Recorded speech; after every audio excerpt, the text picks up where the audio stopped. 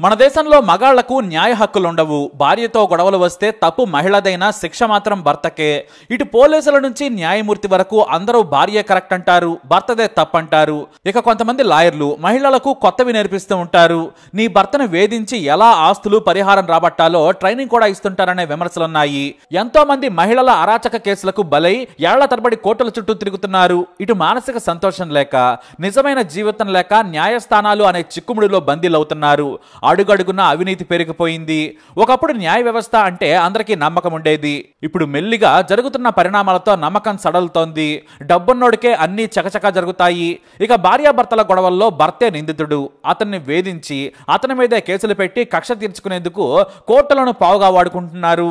ఇక్కడ కూడా అవినీతి తాండవిస్తోంది. గృహహింస కేసు అంటే చాలు, అత్తామామలు దేవుళ్ళైనా సరే వారిని కూడా కోర్టు కేసులు ఇరికిస్తారు మహిళలు. ఇక దూరంగా ఉండే ఆడపడుచులు భర్త సోదరులను కూడా వదిలిపెట్టారు. అందరినీ కోర్టుకి ఇడ్చి పగ సాధిస్తారు. ఈ కేసుల్లో పోలీసులు ఏమీ పట్టించుకోరు, భర్తదే తప్పని తేల్చేస్తారు.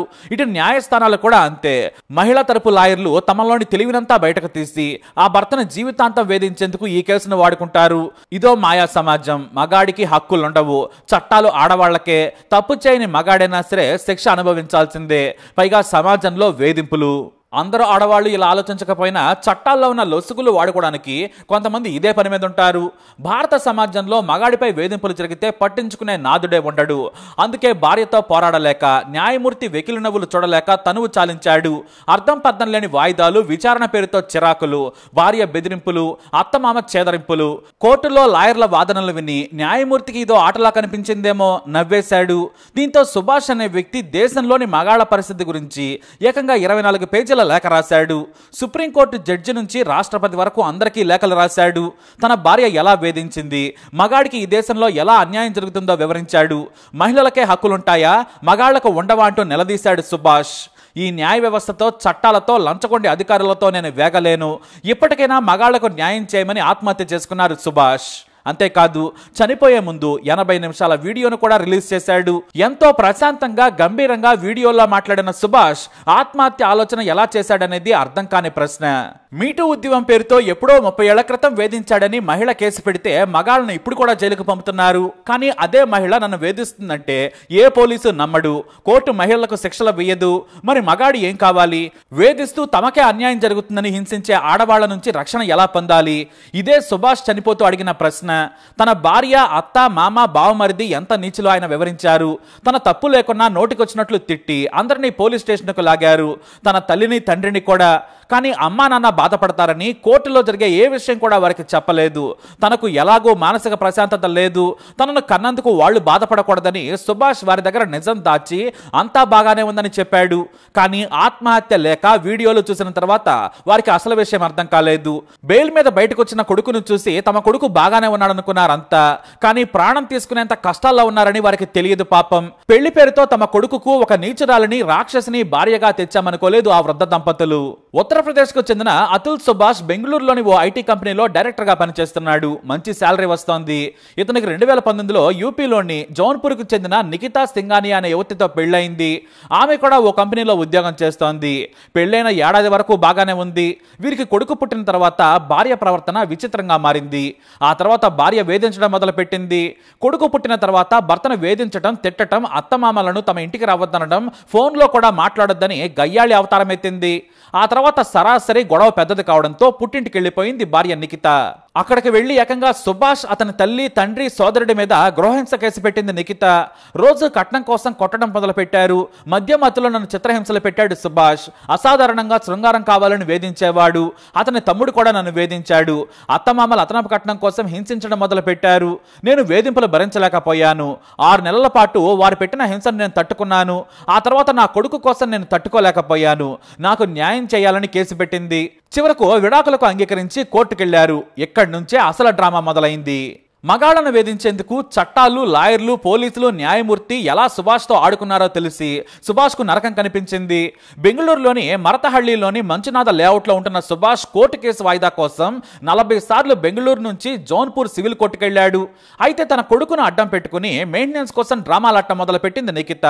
తనను హింసించాడని, కొట్టాడని, తాగుబోతని, తిరుగుబోతని, లేని అవలక్షణాలు లేవని, అతని తల్లి రాక్షసి, తండ్రి రాక్షసుడు, అతని సోదరుడు తప్పుగా ప్రవర్తిస్తాడని ఇలా ఒకటా రెండా వందల మాటలను కలిపి కోర్టులో చెప్పింది. ఇక కోర్టు కూడా ఆమె మాటలే పరిగణలోకి తీసుకొని చివాట్లు పెట్టింది. దీంతో కుంగిపోయాడు సుభాష్. ఇటు తన కొడుకును చూడాలనుకుని కోర్టులో పిటిషన్లు వేసినా కూడా ఒక్కసారి కూడా చూసే అవకాశం ఇవ్వలేదు. గత 3 ఏళ్లుగా ఒక్కసారి కూడా తన కొడుకును చూడలేకపోయారు. అయితే తన భార్య అత్త ప్రతిసారి జడ్జి ముందే దారుణంగా మాట్లాడేవారు. మొదట 40,000 మెయింటెనెన్స్ అడిగారు. ఆ తర్వాత కొడుకు చదువు ఫీజుల పేరుతో 80,000 కావాలన్నారు. సరేనని ఒప్పుకున్నాడు సుభాష్. ఆ తర్వాత ₹1,00,000 చేశారు. అందుకు కూడా సరేనన్నాడు. చివరకు 2 లక్షలు కావాలన్నారు. అయినా కూడా సుభాష్ ఇవ్వాలనుకున్నాడు. నా కొడుకు బాగుంటే చాలనుకున్నాడు. అయితే కోర్టులో న్యాయమూర్తి తీరుకు గుండెలు పగిలిపోయాయని తన తల్లి సోదరుడికి చెప్పుకుని కన్నీటి పర్యంతమయ్యాడు సుభాష్. అందరి ముందే చీప్ గా మాట్లాడటం, తన భార్య అవహేళన చేయటం, అత్త కూడా నోటికొచ్చినట్లు అవమానిస్తుంటే తట్టుకోలేకపోయాడు. న్యాయమూర్తి ముందు కూడా వారి ప్రవర్తన ఎలా ఉందో చూసి కూడా న్యాయం చేయలేదు. కళ్ళెదురుగా తప్పు కనిపిస్తున్నా కూడా వారిని ఒక్క మాట కూడా అనలేదని కన్నీటి పర్యంతమయ్యాడు. తనకు డబ్బు గురించి సమస్య కాదు, కానీ వ్యవస్థ న్యాయమూర్తికి లంచాలు ఇచ్చి తనకు అన్యాయం చేస్తున్నారని తట్టుకోలేకపోయాడు. తప్పుడు కేసులను కూడా సమర్థిస్తున్నారు. అది కూడా తాను పంపించే డబ్బులతో తననే వేధిస్తున్నారు. ఈ సైకిల్ ఆగిపోవాలి. నా డబ్బులతో నేను ఎందుకు ఇలా చిత్రహింసలకు గురి కావాలి? జడ్జి కరప్షన్ నుంచి మగాళ్లకు రక్షణ లేని ఈ సమాజానికి నిజం తెలియాలి. నా భార్య, నా అత్త కోరికలు నిజం కావాలని సుప్రీంకోర్టుకు, హైకోర్టుకు, రాష్ట్రపతికి 24 పేజీల సూసైడ్ లేఖను పంపించాడు. చట్టాల్లోని లొసుగులను, న్యాయమూర్తి లంచాన్ని ఎక్స్పోజ్ చేయాలనుకుంటున్నాను, అందుకే నేను ఆత్మహత్య చేసుకుంటున్నానని సుదీర్ఘమైన వీడియో రికార్డ్ చేసి చనిపోయారు ఆయన. ఆ లేఖలో తన బాధను, ఆధారాలను కూడా ఉంచాడు. కోర్టులో వాదనలు జరుగుతుంటే వారి ఆరోపణలు తట్టుకోలేక నాకు ఆత్మహత్య శరణ్యం సార్ అన్నాడు సుభాష్. ఆ మాట వినగానే అయితే నువ్వు ఆత్మహత్య చేసుకో, నాకు కూడా ఎలాంటి బాధ ఉండదని చెప్పింది భార్య నిఖిత. ఆ మాట వినగానే జడ్జి కిలుక్కున నవ్వాడు. ఆ తర్వాత ఆమెను బయటకు పంపించాడు. ఇక అత్త అయితే కోర్టు వాయిదాకు వెళ్ళిన ప్రతిసారి, ఓహో నువ్వింకా చావలేదా, నీ ఆత్మహత్య వార్త టీవీలో చూద్దామనుకుంటున్నాను, నువ్వింకా బతికే ఉన్నావా అనేది. తనను వేధించినప్పుడు చాలా మంది అక్కడే ఉన్నారు. తన కొడుకును చూస్తానన్నా కూడా కోర్టు అనుమతించలేదు. మొత్తం 9 తప్పుడు కేసులు పెట్టారు. అంతకుముందు చాలా సెక్షన్ల కింద కేసులు నమోదు చేశారు, కానీ వాటిని విత్డ్రా చేసుకున్నారు. మొదట నా భార్య తల్లి సుశీల్ సింగానియా ₹1,00,000 ఇస్తే సెటిల్మెంట్ చేసుకుందామని ఫోన్ చేసింది. నేను ఆలోచించి చెబుతానన్నాను, కానీ ఆ తర్వాత 2 కోట్లు, ఆ తర్వాత 3 కోట్లుగా పెంచారు. ఇక కొడుకు మెయింటెనెన్స్ కోసం మొదట 20,000 అన్నారు, ఆ తర్వాత 80,000 అన్నారు. చివరకు తన కొడుకును అడ్డం పెట్టుకుని తనను లూటీ చేయాలనుకున్నారు. నా మీద అదనపు కట్నం కేసు పెడితే కోర్టు నమ్మింది. నా ఏడాది జీతం కేసు పెట్టినప్పుడు 40 లక్షలు, కానీ నాకు 80 లక్షలు వస్తుందని నా భార్య కోర్టుకు చెప్పి భరణం డిమాండ్ చేసింది. నేను 10 లక్షల కోసం ఆశపడతానా? నేను తప్పుడు శృంగారాన్ని కోరుకుంటున్నానని, వేధించానని, కొట్టానని చెప్పారు. ఒక చిన్న గాయమైనా సాక్ష్యంగా చూపించాలి, అవేమీ లేవు. కేవలం నా దగ్గర నుంచి డబ్బు మాత్రమే కావాలి. నా కొడుకును అడ్డం పెట్టుకోవాలనుకున్నారు. నేను పంపించే డబ్బులతో లాయర్కు ఫీజులు చెల్లిస్తున్నారు, అధికారులకు లంచాలు ఇస్తున్నారు, నన్నే వేధిస్తున్నారు. ఇక నా తల్లిదండ్రులు, అసలు ఈ విషయమే తెలియని నా సోదరుడు ఎందుకు కోర్టుల చుట్టూ తిరగాలి? నేను చనిపోతే నా భార్య సంతోషంగా ఉంటానంది. నేను చనిపోతే మా నాన్న డబ్బు పంపిస్తే పార్టీ చేసుకుంటానని మా అత్త చెప్పింది. వారందరి కోసం నేను చనిపోతున్నాను. ఈ చట్టం లంచాలు, తప్పుడు కేసులు, మగాడికి రక్షణ లేదని ఎక్స్పోజ్ చేయాలనుకుంటున్నాను. ఇక నేను భరించలేను, నా వల్ల కాదని చనిపోతున్నానని అన్ని ఆధారాలను ప్రపంచానికి చూపించి తన గదిలో ఆత్మహత్య చేసుకున్నాడు సుభాష్. ఈ విషయం దేశవ్యాప్తంగా చర్చకు దారితీసింది. సుప్రీంకోర్టు కూడా భరణం విషయంలో, మహిళల వేధింపుల విషయంలో ఓ కేసు విచారణ సందర్భంగా మార్గదర్శకాలను విడుదల చేసింది. విడిపోయే హక్కున్నా కూడా భర్తను వేధించేలా ఉండకూడదని కింది కోర్టులకు సూచనలు చేసింది. మరోవైపు సుభాష్ మరణం దేశవ్యాప్తంగా వైరల్గా మారడంతో ఇంటి నుంచి నిఖిత, ఆమె కుటుంబ సభ్యులు పారిపోయారు. అసలు ఈ కోర్టు విషయంలో ఏం జరిగింది, సుభాష్ ను ఎలా వేధించారో తెలుసుకునేందుకు బెంగళూరు పోలీసులు జోన్పూర్ వెళ్లారు. సుభాష్ అత్త, మామ, భార్య, ఆమె సోదరుడి మీద పోలీసులు కేసు పెట్టారు. పరారీలో ఉన్న వారిని పట్టుకునేందుకు ప్రత్యేక బృందాలు రంగంలోకి దిగాయి. అంతేకాదు కోర్టులో ఆత్మహత్య చేసుకోమని భార్య అంటే నవ్విన న్యాయమూర్తిపై కూడా చర్యలు తీసుకోవాలని నెటిజన్లు డిమాండ్ చేస్తున్నారు. న్యాయమూర్తి అయినంత మాత్రాన ఏమైనా చేస్తారా? లంచం తీసుకున్నారని సుభాష్ ఆరోపిస్తున్నారు. వాటిపై కూడా విచారణ చేయాలనే వ్యాఖ్యలు వినిపిస్తున్నాయి. అయితే సుభాష్ మరణంపై చర్చ జరుగుతోంది. భర్తల తప్పులు లేకున్నా మహిళలు కేసు పెట్టగానే అరెస్ట్ చేసి వేధిస్తున్నారు. చివరకు భర్త కుటుంబం మొత్తాన్ని కోర్టుకేడుస్తున్నారు. ఇలాంటి వేధింపుల్లో ఆడవారికి ఎలాంటి చట్టాలు ఉన్నాయో మగవారికి కూడా అలాంటివే ఉండాలని డిమాండ్స్ వినిపిస్తున్నాయి. లేదంటే ఇలాంటి కేసుల కారణంగా పెళ్లి కూడా చేసుకోకుండా ఎంతో మంది మగాళ్లు మగ్గిపోతున్నారు. తప్పుడు కేసులు పెట్టి వేధిస్తున్న ఈ అరాచక వ్యవహారాలను ఆపాలని డిమాండ్ చేస్తున్నారు. మగ జాతికి ఇప్పుడు మహిళల నుంచే రక్షణ కావాలి. నేడు సమాజం మారింది. లీగల్ సిస్టమ్ మొత్తం గృహహింస కేసుల్లో ప్రక్షాళన ప్రక్షాళన చేయాలి. లంచగొండి అధికారులు వ్యవస్థను ప్రక్షాళన చేయాలని కోరుతున్నారు. మరి తప్పుడు కేసులు పెడుతున్న మహిళలకు కఠినంగా శిక్షలు పడేలా చట్టాలు మారుస్తారా? మగాడంటే కనీసం మనిషి కూడా కాదని పక్కకు పెడతారా అనేది వేచి చూడాలి. ఏదేమైనా సుభాష్ మరణం మన సమాజంలోని తప్పుడు మహిళల కోణాన్ని చూపించింది. మరి మగాడి రక్షణ హక్కులపై మీరేమంటారు? మీ అభిప్రాయాన్ని కమెంట్ ద్వారా తెలియజేయండి.